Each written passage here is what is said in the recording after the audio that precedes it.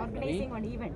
November 28 against the farm agricultural bills. bills. No, the farm bills that has been enacted by the parliament and has now become the law after the assent of the President of India. It's aimed for the welfare of the farmers. The farmers were not getting the remunerative prices for their producers because there were restrictions on the sale of the produce that were produced by the farmers.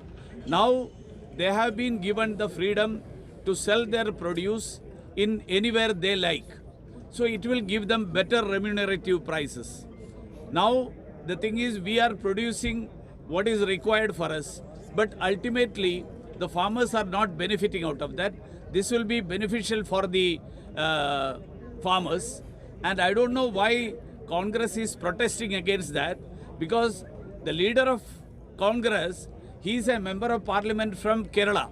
He is a member of parliament from Wayanad constituency. And in Kerala, there is no such restrictions. He should at least talk to the people of his constituency. He will understand that this is a very beneficial situation, and accordingly, he could have taken a decision. But I think that he is taking this position with ulterior political motives. Thank you. No, regarding one more question. ஒரு பிரச்சனை இல்லம்மா. Thank you.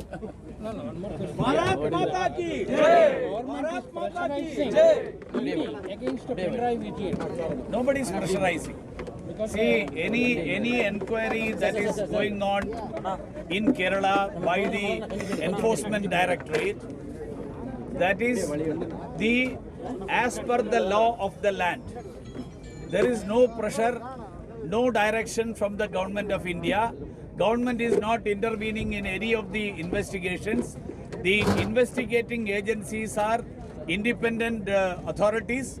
They have their own laid down practices and procedures, and accordingly the investigation is being conducted. What about that cyber law yesterday?